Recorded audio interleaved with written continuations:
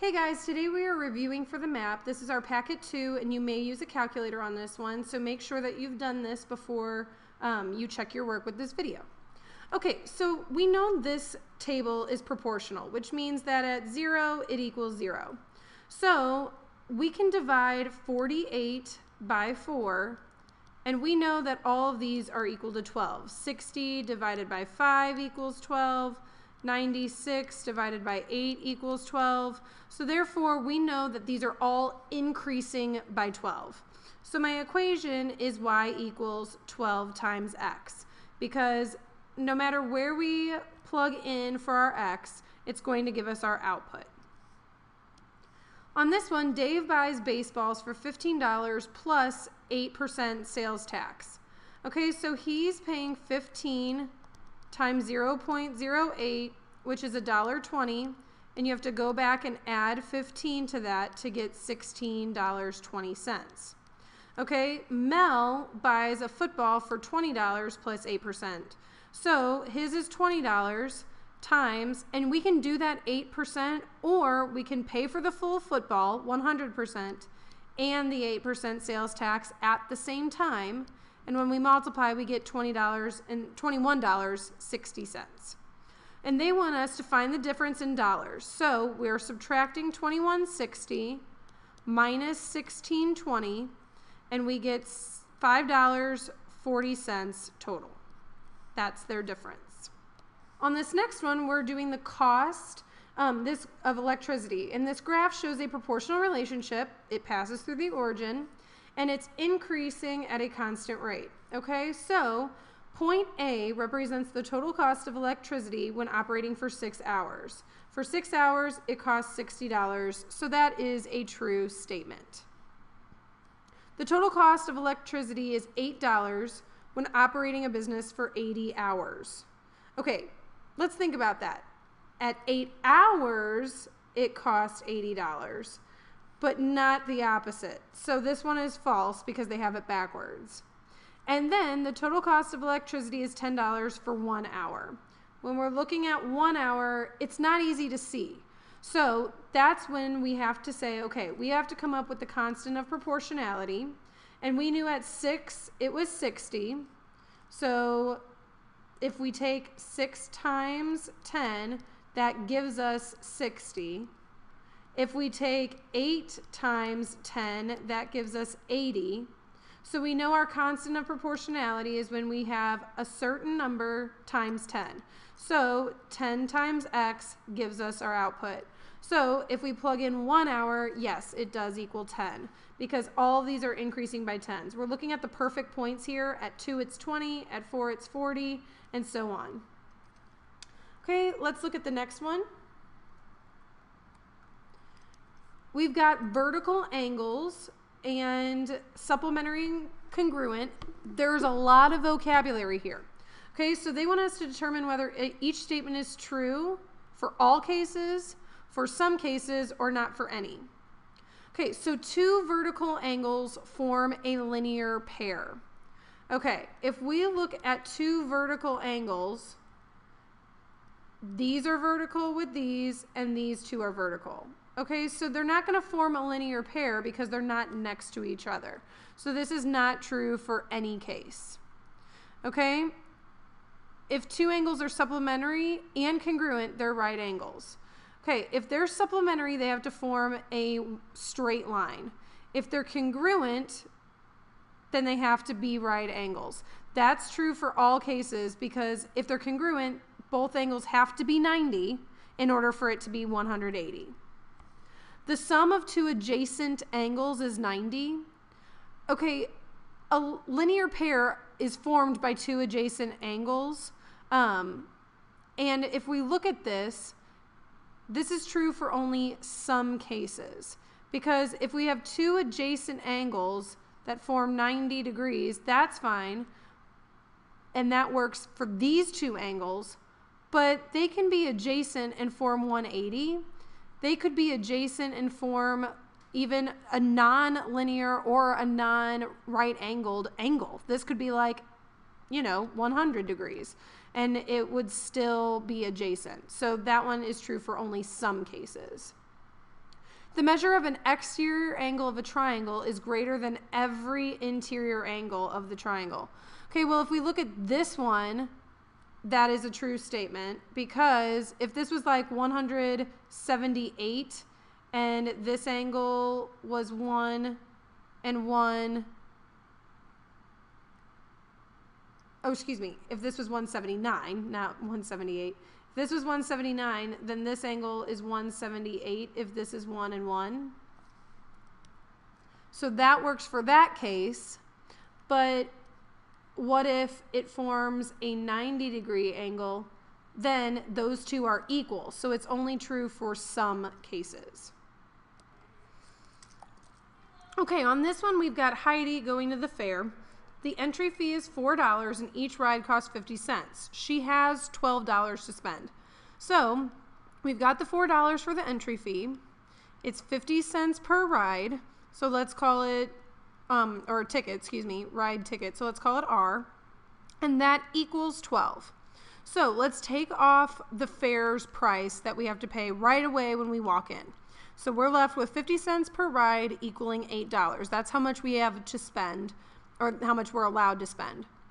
So divide the 8 by 50 cents and we can have 16 total tickets that we can purchase. And it's inserting it as an image as we speak. So it's taking me a second. There we go, 16. On this one, we are looking step by step at this person's work and we're trying to see what they did wrong.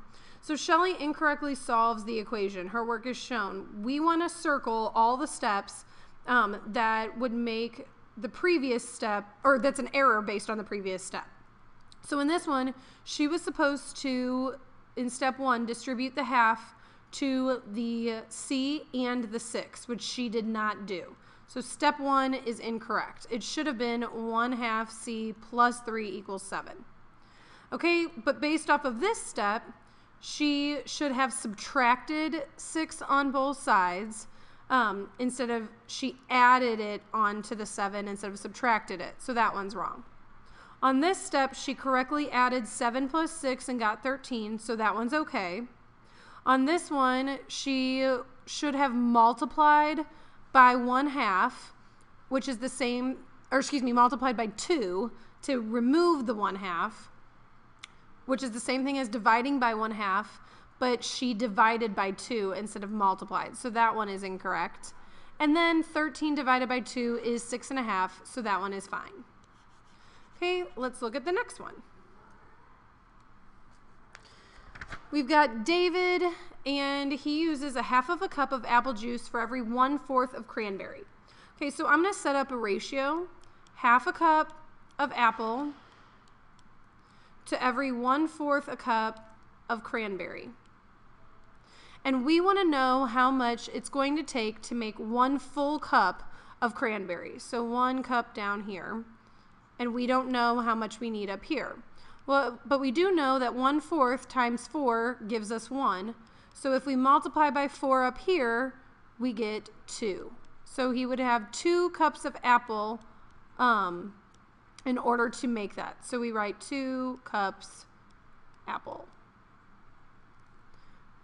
Okay, you could also use cross products, but to me, the 6th grade way is the easier way on this one. Okay, this one's got a whole lot for us to do. A store is having a sale. Each customer receives either a 15% discount on purchases under 100 or 20% on purchases over 100. Kelly is purchasing some clothes for $96.60 before the discounts. She decides to buy a few packs of gum that will increase her purchase to over 100. The price of each pack of gum is 79 cents. After the discount, how much less will Kelly pay by purchasing the clothes and the gum instead of purchasing just the clothes? Okay, so first things first, we know she spent $96.60. We know she's also buying packs of gum just to get up to at least 100. Okay, so let's take away the $96.60 from both sides. When we do that, we get 79 cents per pack equals a total of $3.40. Okay, so if we divide by 79 cents on both sides, we're left with 4.3 packs of gum. Okay, well, we can't buy 4.3, so we have to buy 5. Okay, so 5 packs is how many we need. Okay, that's just step 1. So now we have to take and multiply the 5 packs by 79 cents, which gives us $3.95, and add that to our 96.60, because we're not going to have a perfect 100 here, people. It's going to be a little bit off. So we're spending $100.55, okay? Now what we have to do is figure out what a 20% discount would be. So if she's originally paying 100%, she's now only paying 80%. Okay, you can find 20% and take it off, but I would prefer to just multiply by 0.8, and I get $80.44 as my 20% off. That's how much she's paying with the 20% discount. If she doesn't use the 20% discount and she gets the 15% discount, then she's paying 85% of the original total, which is $82.11. Now we have to compare these two. I told you it was going to be a lot. So when we subtract those, we get $1.67. And then we thank the heavens that we have a calculator. Okay, on this next one, we are trying to spend under $10, so $10 or less, and we're buying 5 folders and 5 pens, so you're going to multiply 5 folders times $1.29, and you're going to get $6.45. Then you're going to multiply 5 pens times 70 cents, and you're going to get $3.50, and together that's $9.95, so this one works. You're going to do this respectively for each one. 6 times the pens, 6 times the erasers. This one gives me $9.54, so it's also a yes. And now I'm just going to show you the rest of them. This was 10.10, so it's a no. This one was also 10.10, so it is also a no. And this one was $9.86, so it was a yes. For this one, we want to select all the graphs that show a proportional relationship between x and y.